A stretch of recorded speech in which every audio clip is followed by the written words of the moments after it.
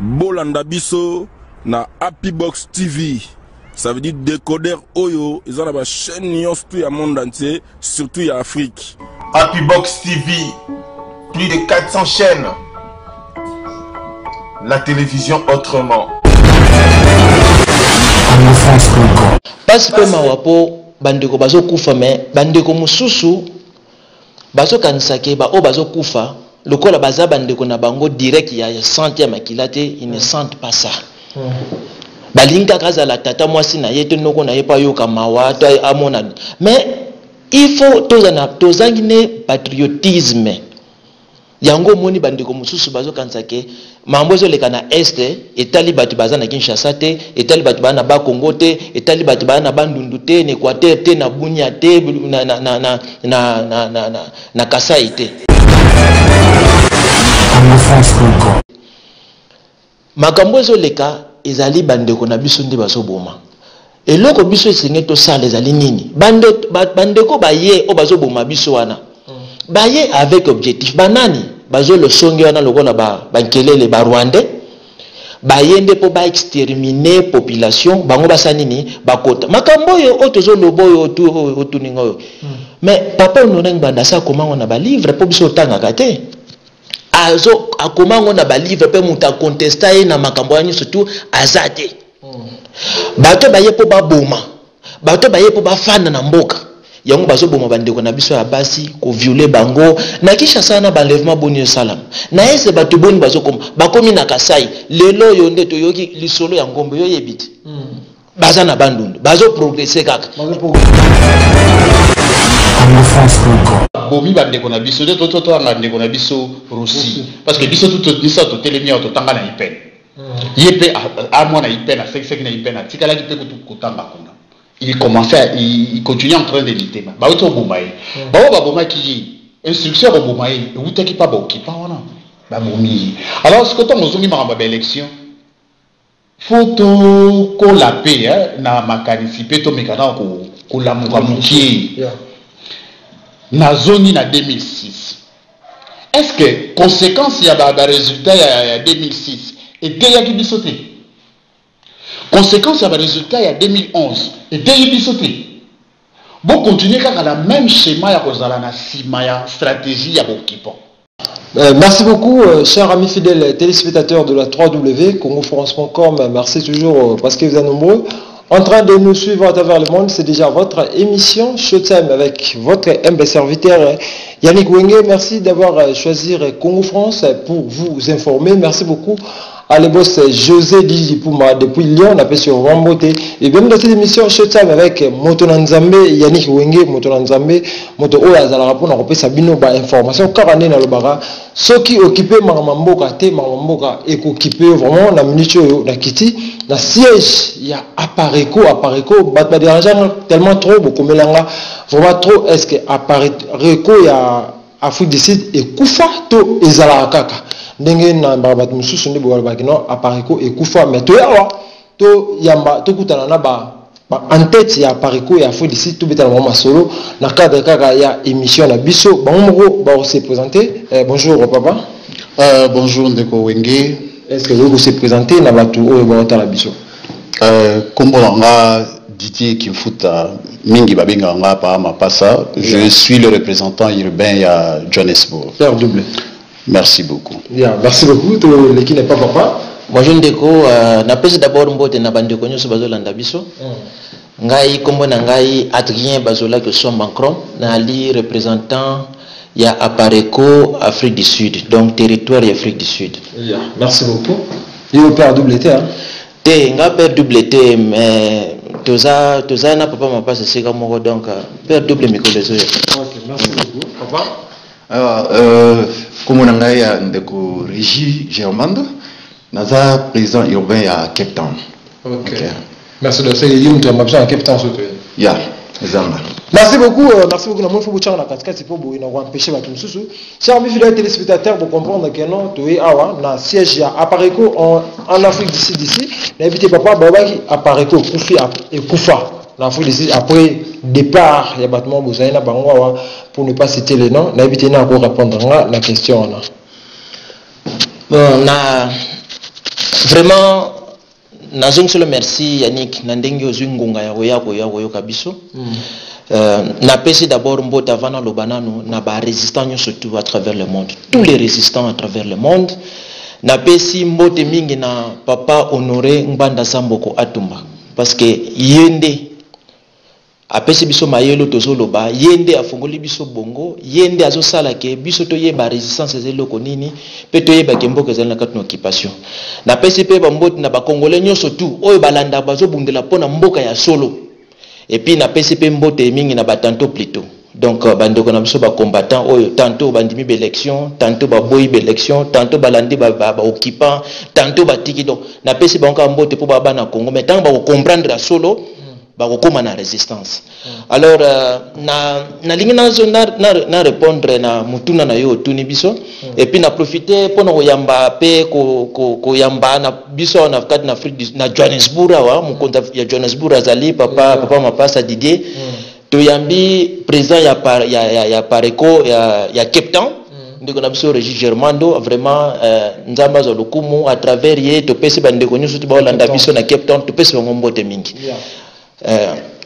Apareko Afrique du Sud ezala ekokufaka pete et puis etikala pe kokufa ta mukolo moko te tozali biso tozalika kati lelo et puis tozo konno koloba to apareko okufa ndenge nini tant que mboka ezana nous libérer te. Chers amis fidèles téléspectateurs, comprenez qu'il y a toujours une émission à Bisoka en tout Kendara, Tobi Tamasolo, tout qui est président à Johannesburg, Tobi Apareko, ils ont raté ses Koufa, la santé, on a bien habité Apareko. Apareko et Koufa, je sais pas, Batu Negoranga Baoloba Makambi Billy. Ils ont dit, tuza awa tomoni nzete za la manga ya kotela uza posa manga ta omonya osani oluka voilà mutu azolobela Apareko ekufa amemela o preuve ya Apareko ekufa soki bato ngo kaka mutongo alobeli o Apareko ekufa kaka yela azoloba na yo en tant que journaliste koluka kosala interview na bato Apareko te ce qui a yebelo kazobanga l'Apareko existe. L'Apareko est comme une institution. Ça existe. Nous ne sommes pas d'abord un parti politique, pardon. Tous un parti politique. Tous un mouvement de résistance. Et puis, Batou Oyobazolo Baron. Si je peux passer un message directement. De un peu Batou Baye Baron. L'Apareko n'est pas un parti politique. Tous un mouvement où il s'engage par parti politique, par individualité, là, oui. Tout mouvement est n'a pas problème n'a pas nini mais biso toza qui na batu oyo bakendeki ba biso yo okuta biso te ba ye biso nini mais yo okuta biso wapi na siège na biso mara mususu na ebité je ne peux batu balobi ki Apareko ekufa faut ko bitu na bango so bazali intention nini ba yebi parce que la preuve que zo ba Apareko ekufa mais ko kende ko mona batu wana te baso na bango ndeko yo mtozwa ki téléphone la yo ba unité na yo au benki bon nazana tant di penza te mais lokola eza yo pour na respect na bateau balanda biso oyi po yo tuna oyo tuna pe information à la source tant oyo kuta biso dans un bureau structuré bateau tout bazali tozala ikuta na séance de travail au molike ndeko pays ya Cape Town oyo kuta e awo elingelo baketo ayaki musala tu comprends biso pe to koma kokende ndeti dernièrement tozalaki na Durban toki kosa musala o esengaki ke une réunion saliki tozala ki kunda lelo salemi ke semaine tozalaki na Johannesburg baye a mabile na ngai bato wana je leur passerai un tout petit message totika kosala mahambo oyo ekoki ko honorer biso te po tango zokosa yebaki conscience na homo kokosa yango te. Et puis tant ozokosa pe mupandisa ngondeti oyo yebake aza esclave na yote aza libre à tout mouvement akoluka akoya koyeba vérité lelo ndengo yo ba vérité boy est-ce que batu wala to ba otala biso bolimbisa na pona musapi batu wala ba otala en face balobaki yango soki mituna bango izo sala est-ce que ba komilobela ke ba normal te po komba oyo ndeko mupandisa ngo o tozobunda pona mboko problème moko eza makasi eza na infiltration na kati ya combat ezala ba oyo bazala ngambo ba bibengaka ba combattant ezala biso ba résistant ba infiltré baza ebele bato baza na nationalité congolaise te bakoti po basala végétarien bazali ya ebele ngai kombo na nga asoki na longoli prénom kombo na nga est un nom africain je suis Kimfuta Bayunga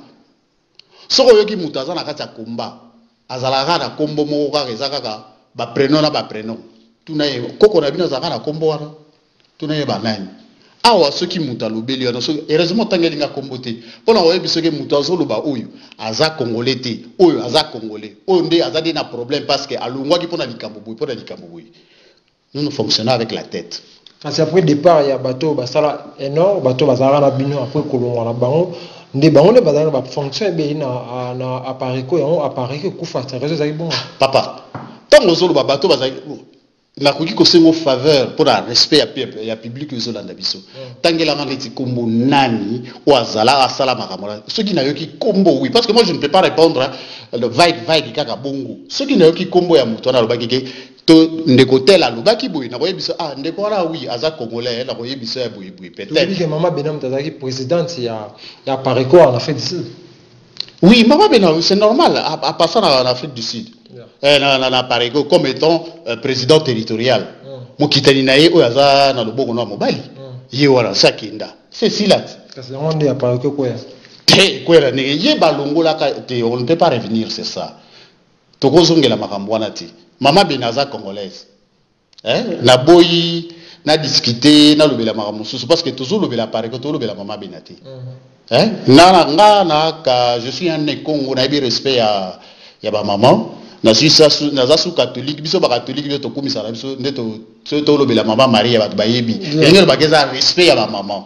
Alors maman wana naza na problème na yete azala na tanda ye ba suspendaka ye na Pareco e pandala wandala mikanda se bima si to lobela ngo ba makambo wana c'est si là atikala na ye na bisote akindala wandala o bazana ba siko yeni mtapo suspendaka ye na Pareco et c'est lequel ayebi yango ba lettre ezali parce que we okuta biso to kwa ko bimiselo ba lettre wana eza makala selika yango na mama kinda na ye mama pe ba kokenda kendaka oui azalaka nommé parce que balongola kai mais moya ko ma démission ezate akoma démission te mais ba mususu o bazalaka ba kendaka ba kenda sans démission donc ma maison na bongo parce que c'est une émission dont on parle de la Pareco on ne parle pas de maman Bina maman Bina respect aza maman bon nga toza bato awa na kati ya Pareco toza bato to respectaka o to olekaki na Pareco osalaki ya yo musala oui to féliciter na musala na yo mutu na mutu na ba qualité to comme na ba défaut Mama Bena pe azala makambo na ye asala ya malamu asala pe ya mabe po aza mutu esi akenda na ye mais on ne parle pas d'elle ici.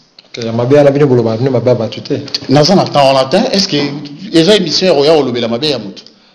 Merci beaucoup de passer na président Captain pourquoi lelo combat écoute na désordre na ninga ba batité depuis Kinshasa Congo partout monde entier na ba combattant désordre écoute na combat pourquoi ils a dit à quoi?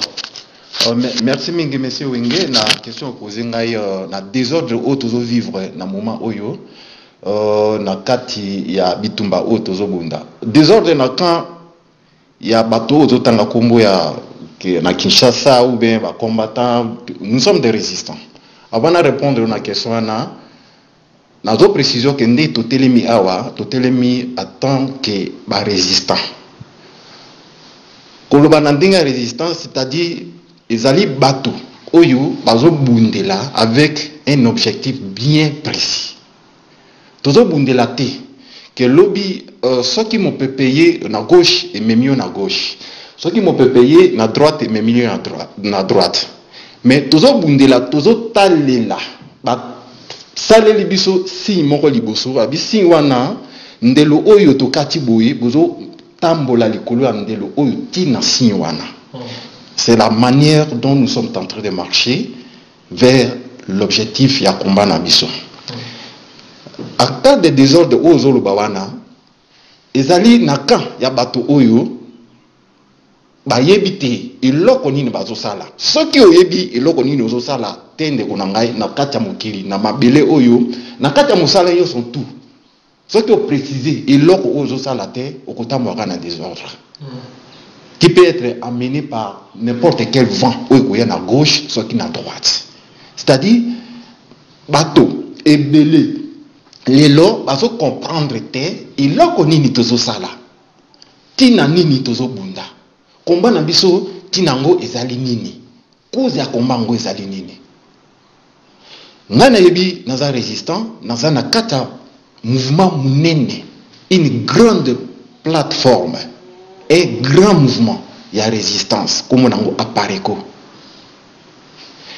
Nazo tambula na kati na molongo, nazo tambula na mobeko, oyo mikanda, il y a mouvement nangai, iso senganga nazo tambula. Pour vous informer, Apareko attend que mouvement il y a résistance, ils ont des documents légaux, oyo iso kamba biso. Je ne peux pas marcher en dehors. Il y a des documents légaux. Yango comme on a biso ndenge tozali awa jamais comme on a mokonzi nanga telemi na maboko nanga ya mwasi akotika la jamais kokende gauche ou droite parce que mukanda wana aza référence na ye ezali mukanda wana. Na yoka ki oyo ko poser question moko awa Apareko oyo kike ekufi. Apareko ekufa vraiment groupe sangai koseka. Apareko ekufa jour où la vérité ekufa. Pourquoi? Parce que Apareko c'est la vérité. C'est la voix de la vérité. Non, ils ont papa honoré ngwanda ko signer papier pour ba Rwandais ba kota na Congo. Papa ngwanda signer papier pour ba Rwandais ba kota na Congo.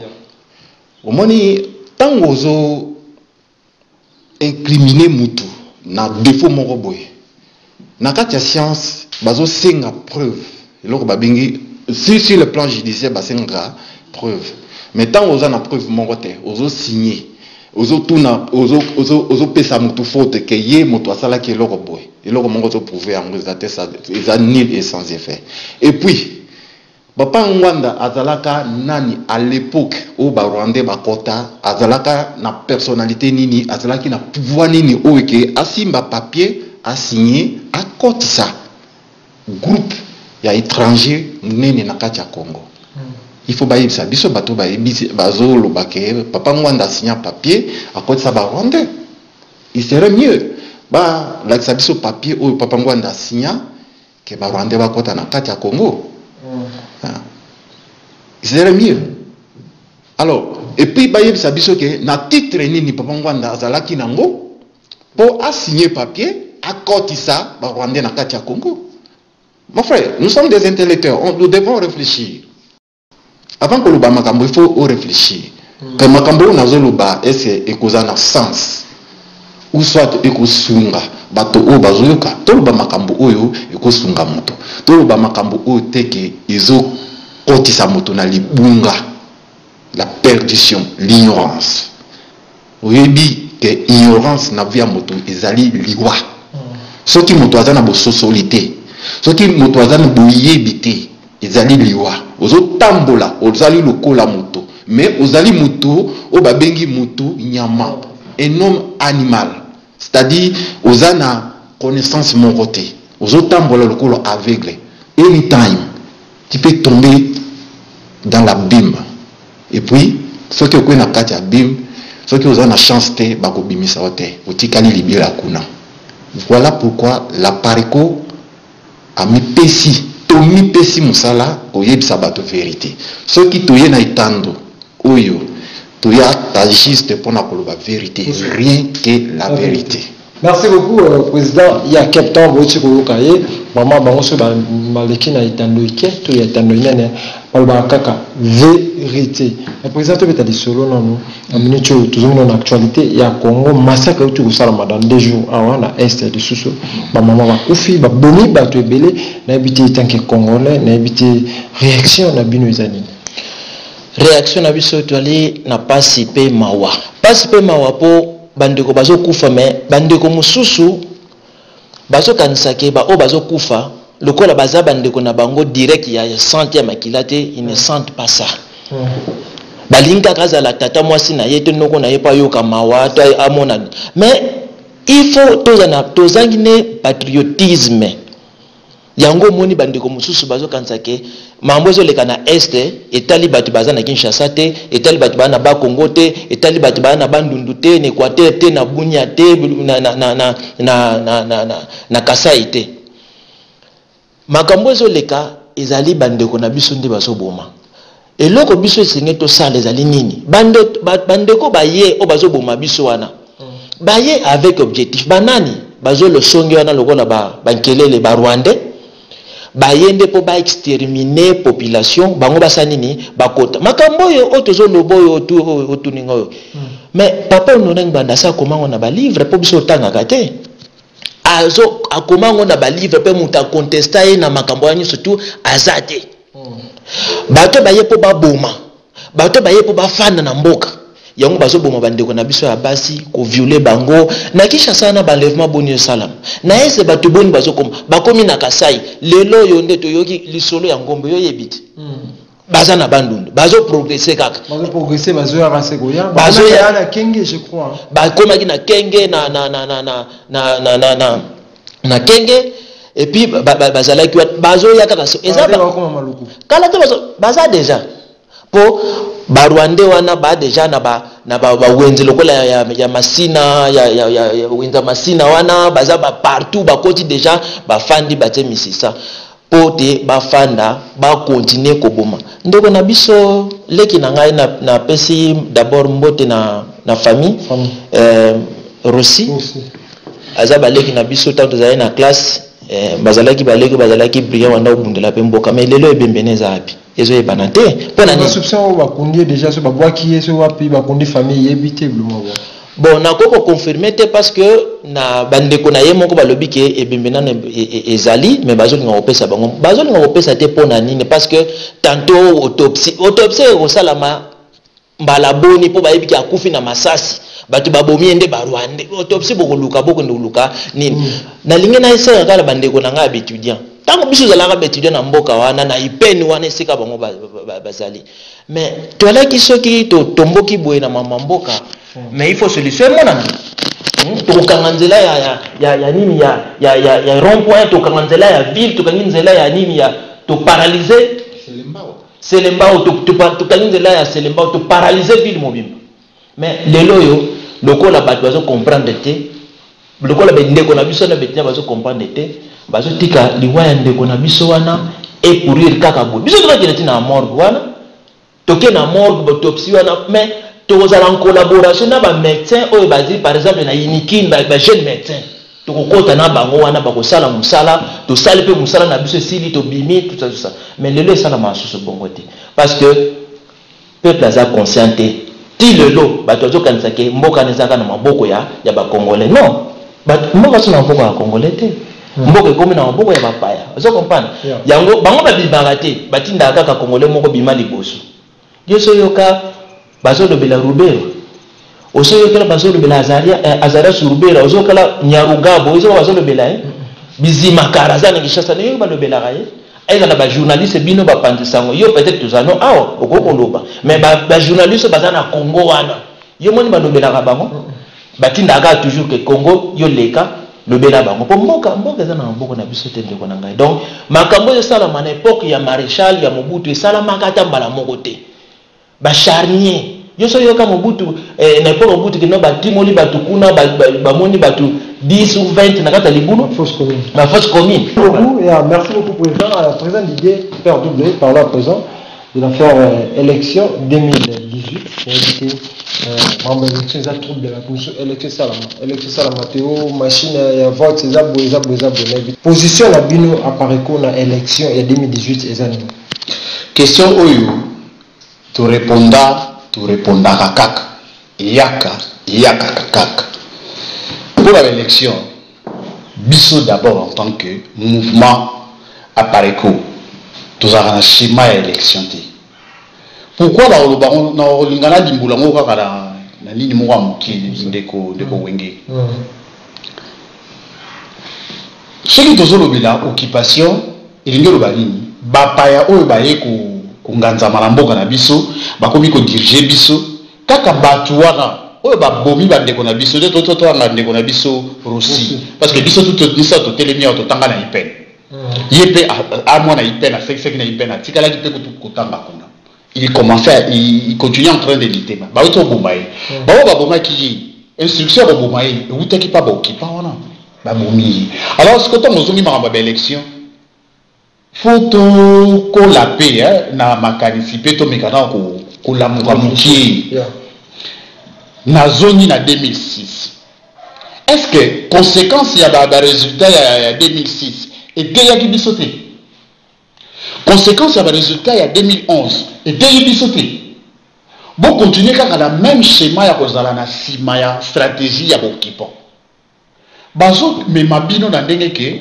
bolanda oyo bango bazo kanisa po bino bokinde tala ndeko na ozo ngaka na eloko mo amuki vers fin 2014 début 2015 tant que ba monike mandat na bango ba pesa ki elinge sila mwana ndeke Hippolyte Kanambe avec son nom de scène Joseph Kabila a sengaki ba pesa kombo ya scène son vrai nom c'est Hippolyte Kanambe yango tolo bela makambo infiltration yango tunaki makambo belé on continue à tourner dans la question ezala biso en Afrique du Sud ezala biso en Akata Pareko dans l'Afrique du Sud on a essayé de déceler Batumusus qui ne sont pas des Congolais qui ont bakota na kati nasili sabakambo tuni na bongo na zonga na sikala tant a sengi 3 ans bande quoi senga ki 3 ans ce qui to calculer bien mandat est celui qui na le 19 décembre 2016 3 ans na ngelo banini 2019 non siko tozo kende ya élection et ça les matins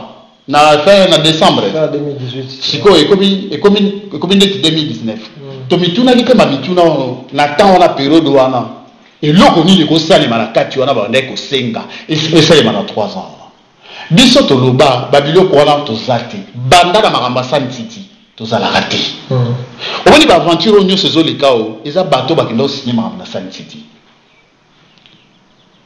on se comprend biso to tikala ko dana santiti za makamba mosengote santiti za ba politicien onyo so bona na ba msusu ba oti ko bima wana so ba ba juste ba bitakwira ba to moko ya boyeboye ba uti obima kuna susu to yeba ki ndenge ka ko lobi wana ba uti obima ba ko molobe élection ekoki ko salema te élection esalema tala élection 2006 esalemi yo na ngaya ndeko na Congolais ozala kombo ya valeur ba bengi nzeta wenge ba tio na ye élection mututu ayebi ke oza Congolais ba ko voter yo mais tu ne seras pas élu ba ko pona yo te c'est le cas avec Jean-Pierre Bemba na ki ko kama papa tu sais que dakota ki tango akota ki na 2006 azala ke homme très fort dans ma boya ki élection mais tango aye ko ndima ayaki a na Johannesburg na vet ba tuna ye mutuna biso tout azaki ba témoin abi papa est-ce que ça sûr que ko gagner ye mutuna zo nsela ki biso soki bino bo kanza mwana na ko akoki ko gagner nga parce que so ga gagner azoni sake ya nobui soki esalemi ke ya likinga mboke ziki au moins réponse à pesa biso mais tant que esalemi ke ba yibiye ba résultat ndenge kaka pareko lubaka ke ba ko yiba papa ba résultat il fallait mboke zika esalaka nini zikite mais to la pongi ya bali ya ba bébé yo mukolo bala liso pongi ya bébé nandeni eza problème alors élection au ba pe bandi ba pongi ya bébé on siko era kufindi batwana kashpalo tuna batwana bisoti po ye ala pare côté to le bela mamba pare dina pa ko bulala pongi te to lala pongi te poto ndima ke lo wana te ngala ndaku na ngamoko yo ndeko wenge na ndako ya yo futa lobola mwasi na obale ngasiko na yena botolo ndako na ngomo yebiso ke yo le logo la na salon au moment on normal après de non pardon yo est-ce que goti ke la ngata na solo na mwasi na ma merci beaucoup na to ya batumoko ya eno lokola kuku na pese mozo sola na wasiko yo alobi président Ngwanda aloba ma soulèvement populaire au batu bazana Kinshasa au batu batu babima bani mais bato na ata na ba marche ya pamba babima raté batambola au moins une question au tourner sikoyo il faut qu'on a bandana ko détailler babilo mususu au moins tant to lobela infiltration faut to comprendre ndeko oyo tangi kombo kuku d'accord mais lelo nazo ebisa public nyonso là yo moko mopatisa boye bake kuku aza congolais ata na 1% te kuku aza congolais te Pourquoi vraiment? kuku bobenga ke kuku Isaac soyoka mutu azanga no azanga poste no ko congolais kaka kuku Isaac te kuku azalaka congolais te kuku esika ozoyoka nga. J'ai fait des investigations na yaki koyeba qui est kuku. Et ça la maman bena o tanga ki kombo respect na maman. Maman bena akoki koyebisa bino kombo ya kuku ya mboka. Ayebi yango te. Kuku azali papa na ye azalaka de nationalité ghanéenne. Kombo ya papa na ye kombo na eza Aïté Kourtef. Nazolo ba bien Aïté Kourtef. Bolandanga. Papa na ye azalaki ghanéen. Ayaka na Congo po bayebana na mokonzi boko na kotanga kombo te mais kombo mokonzi wana ebandaka na lettre K. Mokonzi wana nde muta zwaka papa ya kuku bayebana na ye ba période Mobutu tanga komaka mokonzi abengisaka papa ya kuku. Bino moko yebi biso to ba congolais ba la Kinshasa to yebi ke soki ba otanga ba mboka ba mama ya Lomé boyebi ba mama Lomé soki za kiyeli yaki ba mboka musu ba ndotanga ba mboka moko pona makambo moko boye otangi Togo otangi Ghana mokonzi wana bengaka papa wana awa na Congo papa Aïté Kourtef akufa paix à son âme na bayo kutana na mama ya kuku aza angolaise azaka commerçante abanda ya osomba biloko na Congo bakutani na papa Aïté. On comprend? Papa ya kuku wana banda kokumba masuwa. Bakutani na papa Aïté, babalani, baboti mapasa. Ba mapasa wana eza kuku. Nande kuna ye munya Aïté. Kuku kombo na ye nyonso ezalaka Aïté Kourtef. Bota la passeport angolais o aza atambola kalangu. Kuku aza congolais. Mama na ye aza angolaise. Papa na ye aza ghanéen. Azalaka ghanéen pour sa kufa. Kuku babotama mapasa moko ya mwasi akufa pe munya Aïté ye moko kuku ana kombo total pena ya papa na ye exact kombo complet ya papa na ye Aïté Kourtef yango na akata Kourtef wana kuku bozo la nanga ndeko na ya lipasa wana abota mwana moko atikaka mwana wana bana ozala pa na ye kombo na ye Caroline afandaka pa na ye otaki kobenga na ye na abutu na voice na koki kopesa yo kuku aza ana pourcentage ata na 100 moko ya kikongolais ezate mama bena na paso message oyo ndeko ndala na paso message oyo boyebisanga non na poste no ya kuku toye moko yebisa bino. Pourquoi congolais biso nyoso toujours la infiltration oyo nazolobela yango oyo infiltration oyo yango oyo omoni mutu opesa confiance na mutu te mutu nyonso aza infiltré na Congo yango na opase pe message oyo ezala pa ndeko Zadio oyo azali responsable ya bakombata awa na Congo bobanda koyeba siko mutu na mutu kombo na ye nyonso exact parce que degré tokomi na komba oyo na kati ya Congo oyo ekomi mabe bamosusu baye po basala neti végétarien nazongeli kuku aza congolais te soki aza congolais atangela komba mboka na ye kombo mama na ye kombo na ye moko atambolaka na passeport angolais aza angolais abandaki koparticipe na bareunion ya MPLA et à partir angolais babebana na pétrole oyo azalaka responsable ya bangolais awa ozo comprendre kuku aza angolais mama na ye aza angolaise afandaka na ngula mwana na ye kutu moko aza awa autaki kobenga na ye gedo mwana azolelalela kutu babengaki tuna ata mama ata mama bena babengaki mama bena pa mutu moko boye asunga mwana wana so otie tembe na kopesa yo na bavoice wana kuku akoki koloba est-ce que kuku ntango azalaki na kati wana bandeko oyo nga parce que nga azalaki moto apareko depuis longtemps mais nazalaki membre statutaire te omoni toza na kati ya pareko membre statutaire c'est-à-dire ke bapesi yo fonction moko boye na bureau ndeti lelo bapesanga naza président urbain ndenge RT azali voilà mais ozala nga na se na ana fonction moko te mais ntango nakoti na fonction nazotala mais ndenge nini moto boye bainvestigation mpe ezali mpo biso toza bana ngwanda tozolinga mpe toyeba tozoyoka mpe bato ebele ezala ta na poto kuna oyoka baodombo na bato ebelebele baobunda ya koyeba mpe bakombo ya bato mpo mutu kombo no kuku Isaac esuki wana wapi komba mboka na yezaki oto yebi aza mwana ya papa aite kurtek babota mama pasa soki na kosi ala kisa tuna avant kutu ye mama bina kende tuna mama bina ayebisa o kombo ya kuku izaki ya mboka za nani mboka la bango wapi akoma iko fana na bandeko na biso ya pareko neti ba honoré neti kokanga neti ba ya aza mongo te aza congolais te mama na ye aza angolaise papa na ye azalaka ghanéen sikoki congolais uti wapi ozomona so makambo mosusu oyo ekotindi na kolakisa bino nyonso parce que naa na bapreuve omoni papa honoré Ngbanda mabanga nyonso ozazwaka po ani mpo kaka alobelaka makambo ezali occupation soko banda kolobelaka makambo ya pouvoir nde oyoka mambo onyo te ezalaka te lokola alobelaka makambo ya occupation oyo ndeko na ngai wuti olobaka occupation banana na infiltration ebani infiltration ekoma occupation moto akoyina yo 100%.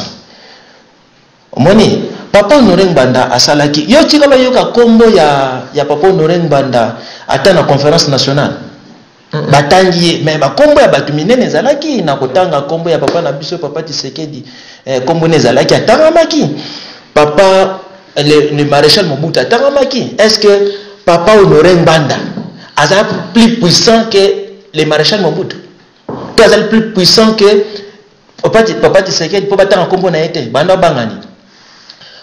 Mais bato balobake aboma bato balobake aliambonga l'état tout ça te biloko oyo ezangi fondement lokola président régie Germain Daouto lobake oyo to eza na base te biso tolobela yango te omoni tolobela yango te parce que tout le monde a tout insisté te tolinga tozala constructif biso linga topesa apport que to détruire biso tolinga to construire le Congo na makambo na bargimo ezali ya solo donc biloko wana surtout eza nango les gens rencontrent tout ça mais le problème ya Congo eza makambo ya agent mbongo te non le problème ya Congo eza le problème ya Congo eza na maboko na biso te eza no occupation.